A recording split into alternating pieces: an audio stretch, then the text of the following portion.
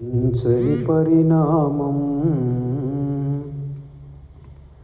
చేసుకున్న పాపం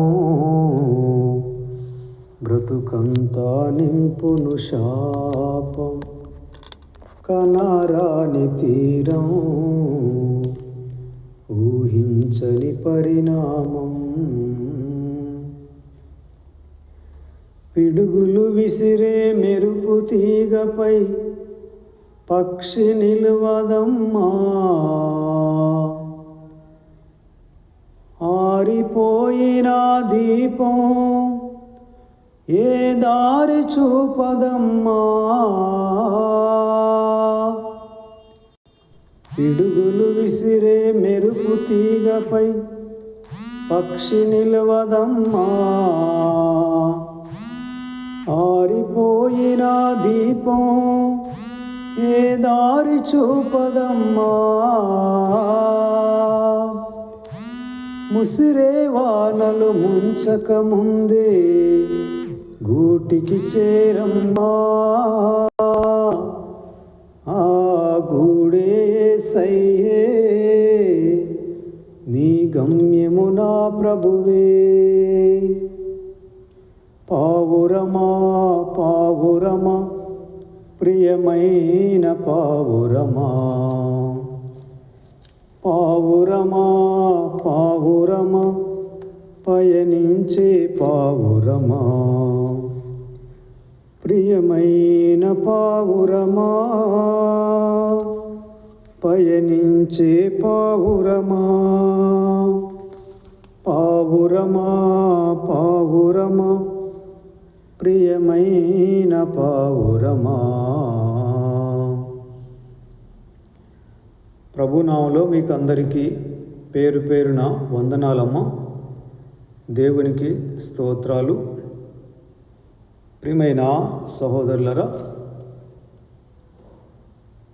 లూకా సువార్త 9వ అధ్యాయము 7 నుండి 9 వచనాలు. చతుర్థాధిపతి అయిన హేరోదు జరిగిన కార్యములన్నిటిని గూర్చి విని ఎటూ తోచక ఉండెను.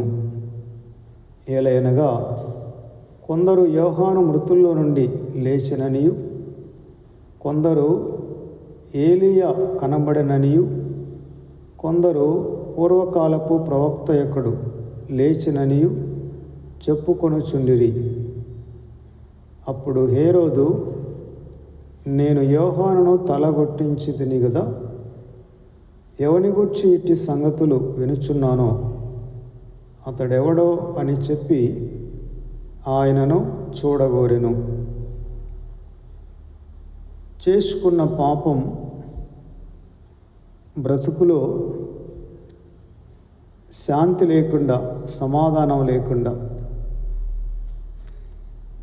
గలిబిలిగా, గందరగోళంగా, ఆందోళనకరంగా వాతావరణం మారిపోతుంది. హేరోదు రాజు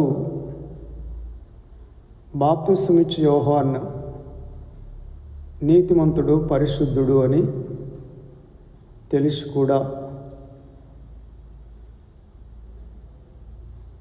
తను ఉంచుకున్న ఆమె మాట విని పరిశుద్ధుణ్ణి, నీతిమంతుణ్ణి చెరసాల్లో తలగొట్టించినాడు. ఇప్పుడు హేరోదు రాజుకి ఎవరు కనపడిన ప్రవక్త ఏదైనా అద్భుతాలు చేసినా బాప్తిసమిచ్చు యోహానే కలలేకొస్తాడు. అనగా కలవరం. ఇప్పుడు యేసు ప్రభు గురించి తను విన్నాడు. నజరేతు నుండి వచ్చాడంట. యేసు అనేకమైన అద్భుతాలు చేస్తున్నాడని చెప్పినప్పుడు హేరోదుకి,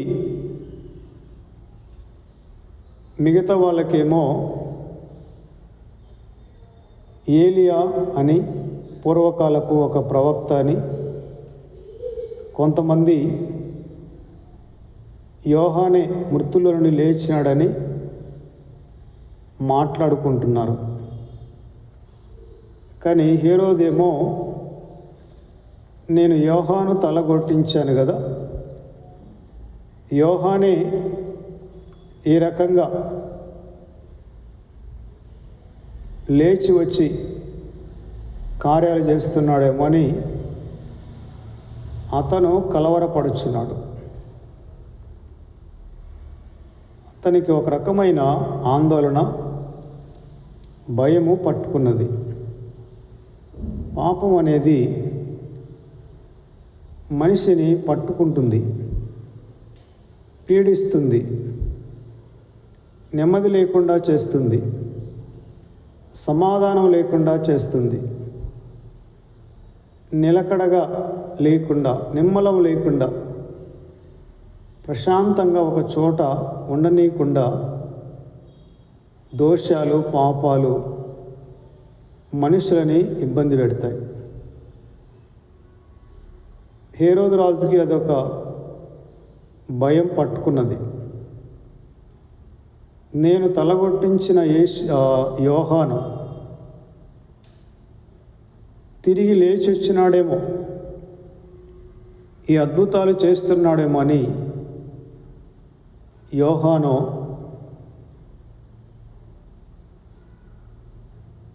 ఎడల తను చేసిన కార్యం, దుర్మార్గాన్ని గురించి హేరోదు రాజు భయపడుతున్నాడు. పశ్చాత్తాపపడలేదు, సంతాపపడలేదు,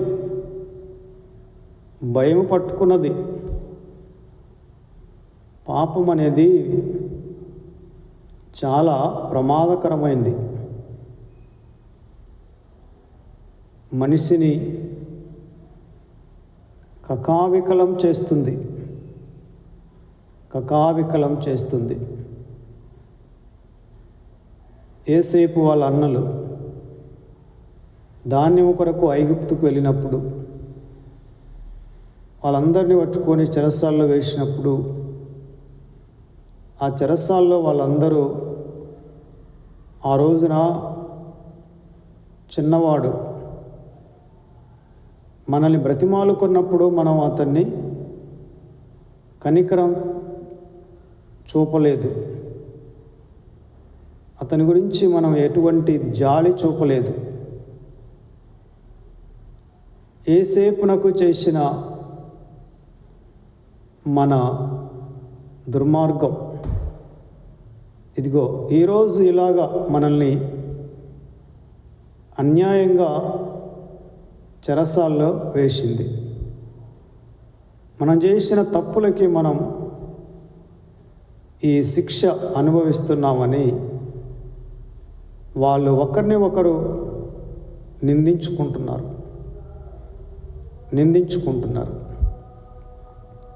ప్రియమైన సహోదరులారా, అందుకే దోషములు, పాపములు, అపరాధములు ఎప్పటికప్పుడు ప్రభు రక్తంలో కడగబడాలి, ఒప్పుకోవాలి. వాటిని దాచిపెట్టుకోకూడదు. అతిక్రమలను దాచిపెట్టువాడు వర్ధిల్లడు, వాటిని ఒప్పుకొని విడిచిపెట్టువాడు దేవుని కనికరాన్ని పొందుతాడు. ఏ పాపము, ఏ దోషము, ఏ అపరాధము దాచిపెట్టుకోకూడదు. ఏదో ఒక రోజున అది మనిషిని పీడిస్తుంది, నిద్ర లేకుండా చేస్తుంది. చేసిన తప్పులను ఒప్పుకొని పాపములు క్షమించి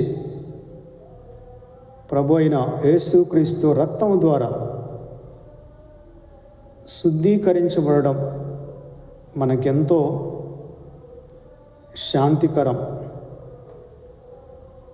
ఆయన సర్వలోకమునకు శాంతికరమై ఉన్నాడు.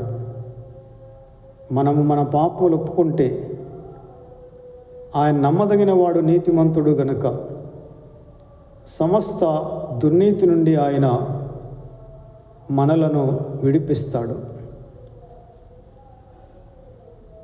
అందుకే మనస్సాక్షి మనల్ని నిందించినప్పుడు వెంటనే ఒప్పుకోవాలి, క్షమించమని అడగాలి.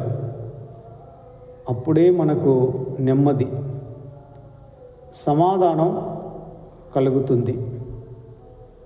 ఆందోళన ఉండదు, నిద్రలో కలవరపడం, ప్రశాంతంగా నిద్రపోతాం.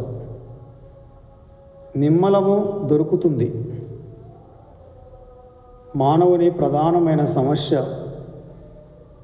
పేదరికం కాదు కానీ ఈ పాపములు, దోషములు, అపరాధములే. అందుకే ఎప్పటికప్పుడు క్రీస్తు రక్తములో శుద్ధీకరించబడాలి. దేవునికి స్తోత్రం. లూకాసు వార్త 9వ అధ్యాయం 10వ వచనం నుండి అపొస్తలులు తిరిగి వచ్చి తాము చేసినవన్నీ ఆయనకు తెలియజేయగా ఆయన వారిని వెంట పెట్టుకుని బేత్సయిదా అనే ఊరికి ఏకాంతముగా వెళ్ళెను. జనసమూహములు అది తెలుసుకుని ఆయనను వెంబడింపగా ఆయన వారిని చేర్చుకుని దేవుని రాజ్యమును గూర్చి వారితో మాట్లాడుచు స్వస్థత కావలసిన వారిని స్వస్థపరచెను. అపొస్తలులు తిరిగి వచ్చి తామేం చేసినారో అవన్నీ కూడా ప్రభువుకు చెప్పినారు. ఈరోజు మనం ఉదయకాలం నుండి ఈనాటి వరకు మనమందరం కూడా తిరిగి ప్రభు దగ్గరికి వచ్చాం. తిరిగి ప్రభు దగ్గరికి రావడం అనేది మనిషి జీవితంలో ఒక సంతోషకరమైన సంగతి. ఎక్కడ తిరిగినా ఏం చేసినా తిరిగి ప్రభు దగ్గరికి రావాలి. మనం చేసినవన్నీ, మాట్లాడినవన్నీ ఆయనకు చెప్పాలి. అపొస్తలులు తిరిగి వచ్చి తాము చేసినవన్నీ ఆయనకు తెలియజేయగా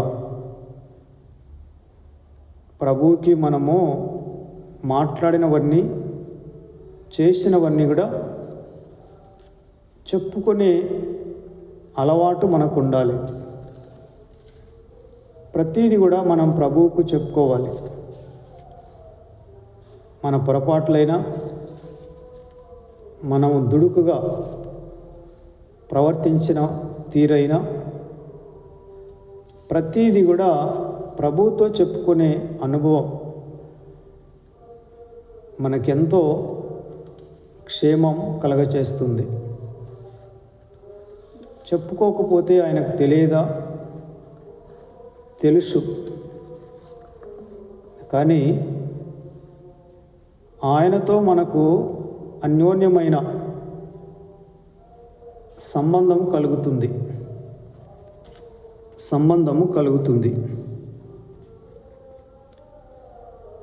ప్రియమైన సహోదరులారా, అపొస్తలులు తిరిగి వచ్చి తాము చేసినవన్నీ ఆయనకు చెప్పినారు. ఇదే మాట మార్కు సువార్త 6వ అధ్యాయంలో 30వ వచనంలో అంతటా అపొస్తలులు యేసునొద్దకు కూడి వచ్చి తాము చేసినవన్నీ, బోధించినవన్నీ ఆయనకు తెలియజేసిరి. అప్పుడు ఆయన, మీరు ఏకాంతముగా అరణ్య ప్రదేశమునకు వచ్చి కొంచెం సేపు అలసట తీర్చుకొనుడని చెప్పెను. ఏలైనగా అనేకులు వచ్చుచూ పోవచ్చు నుండి నందున భోజనము చేయుటకైనను వారికి అవకాశము లేకపోయెను. అపొస్తలుల అలవాటు ఏంటంటే తాము చేసినవన్నీ, బోధించినవన్నీ ప్రభువుకు చెప్పే అలవాటు వారికి ఉంది. మనం కూడా పగలంతా మనం తిరిగినా, ఎక్కడ దిగినా, ఏం చేసినా, ఏం మాట్లాడినా, ఏం బోధించినా అదంతా కూడా తిరిగి వెళ్ళి ప్రభువుతో చెప్పుకోవాలి.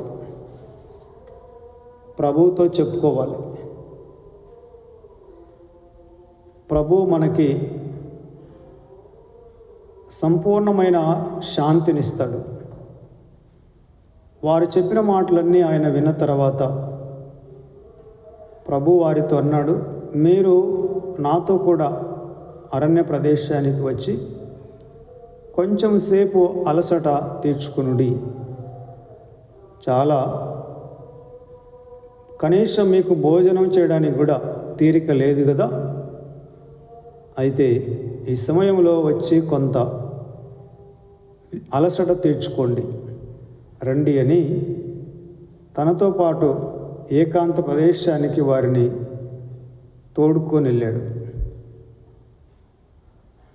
ప్రియమైన సహోదరులరా, ఉన్నది ఉన్నట్లుగా మనం మాట్లాడింది, మనం ఎక్కడ ఏం చేసింది, ఉదయకాలం నుండి ఈనాటి వరకు తిరిగి నిద్రపోయే లోపు మొత్తము అన్నీ మనం చెప్పినప్పుడు ప్రభువుకి మన మీద ఎంతో కనికరం వస్తుంది.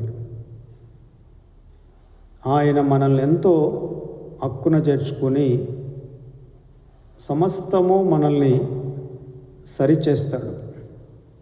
మన లోపాలు, మన దుడుకుతనం, మన ఆవేశం, మనం చేసిన పొరపాట్లు ఏమైనా ఉంటే వాటన్నిటినీ ఆయన సరిచేస్తాడు. టౌన్లలో అంగడి ఉంటుంది కదా, చిల్లర అంగడి కానీ ఏదైనా బట్టల షాప్ కానీ అంగళ్ళు, వాళ్ళు ఏం చేస్తారంటే ఉదయం నుండి సాయంకాలం వరకు, అంటే షాప్ తెరిచింది మొదలుకొని తిరిగి మూసేలోపు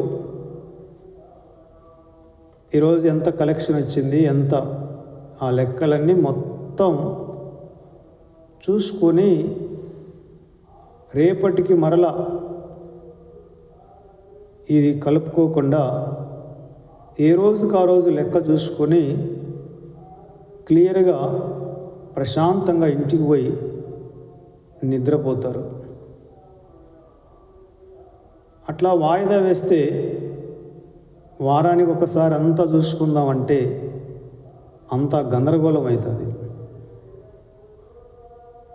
ఏ రోజుకు ఆ రోజు లెక్క సరి చేసుకుంటే శుభ్రంగా గలిబిలి లేకుండా, గజిబిజి లేకుండా ఉంటుంది.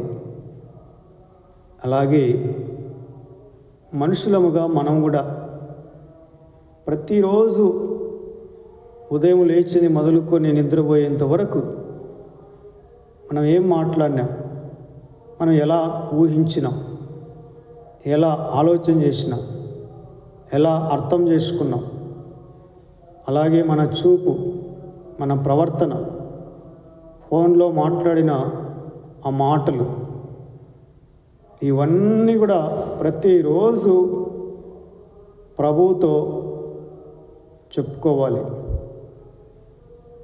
చదువుకున్న పిల్లలకి కార్పొరేట్ కాలేజ్ కానీ స్కూల్స్లలో ప్రతిరోజు వాళ్ళకి టెస్ట్ పెడతారు, ప్రతిరోజు పరీక్ష ఉంటుంది.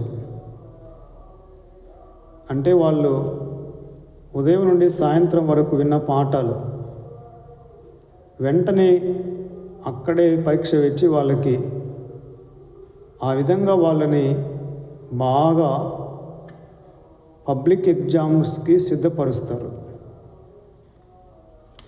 ఆత్మీయంగా మనం కూడా అపొస్తలుల అలవాటు ఏంటంటే వారు చేసినవన్నీ, బోధించినవన్నీ కూడా ప్రభువుకి చెప్పుతారు. ఆయన తప్పు ఒప్పులు సమస్తము వాటిని సరిచేసి ఆయన మరుసటి దినానికి ఉల్లాసంగా, ఉత్సాహంగా, ఉజ్జీవంగా ముందుకు నడవడానికి మనకు ఆయన బలాన్ని ప్రసాదిస్తాడు. కనుక ప్రియమైన సహోదరులారా, హేరోదులాగా పాపాలని దాచిపెట్టుకొని ఎన్ని రోజుల నుండో స్టాక్ పెట్టుకొని హృదయాన్ని కలవరపరచుకోకూడదు. భయకంపితులుగా, ఆందోళనకరంగా జీవించకూడదు. ఎప్పటికప్పుడు క్రీస్తు రక్తము ద్వారా కడిగేసుకోవాలి. అలాగే రెండవదిగా, అపొస్తలులు చేసినట్లుగా తిరిగి వచ్చి సాయంకాలం, ప్రభువా, మనం ఉదయం లేచినప్పటి నుండి ఎక్కడ ఏం మాట్లాడినా అన్నీ కూడా ఇక్కడ స్కానింగ్లో రావాలి, స్కాన్ రావాలి. సూపర్ మార్కెట్కి వెళ్తే నువ్వు ఎన్ని సరుకులు ఏం తీసుకో, ఒక 50 సరుకులు మొత్తం అక్కడ స్కాన్ తీసి ఆ పేపర్ ఇస్తాడు, బిల్ వేసి ఇస్తాడు. ఏం తీసుకున్నావు, ఏ రేటు, ½ కేజా అని, ఎంత బిల్ అయిందని మొత్తం టైము, డేట్తో సహా క్లియర్గా అన్నీ మనకి స్కానింగ్ తీసి ఇస్తాడు, పేపర్ ఇస్తాడు. ప్రభు కూడా మన తప్పులని సరిచేసి దిద్ది ఇక రేపటి రోజు అది మరలా చేయకుండా మన ప్రవర్తన కాపాడుతాడు. అందుకే మనం ఎక్కడ తిరిగినా తిరిగి ప్రభు దగ్గరికి వచ్చి ఆయనతో కొంతసేపు సరిచేసుకొని దిద్దుకొని అలవాటు ప్రతి ఒక్కరికి ఉండాలి. అలాంటి వాళ్ళు ఎంతో నెమ్మదిగా, శాంతిగా, సమాధానంగా జీవిస్తారు. ప్రభు ఈ మాటలు దీవించునుగాక. అందరికి వందనాలమ్మా. దేవునికి స్తోత్రం. ప్రార్థన చేయండి. సోదరుడు యశ్కాంత్ ప్రార్థన చేస్తాడు. రాజమ్మ దీవెన ఇస్తుంది. రైట్. ప్రేమగల తండ్రి, పరిశుద్ధమైన ప్రభువా, మీకు స్తోత్రాలు, వందనాలు ప్రభా. మీ సేవకుల ద్వారా ఇంతవరకు ప్రభా మీరు మాట్లాడినందుకు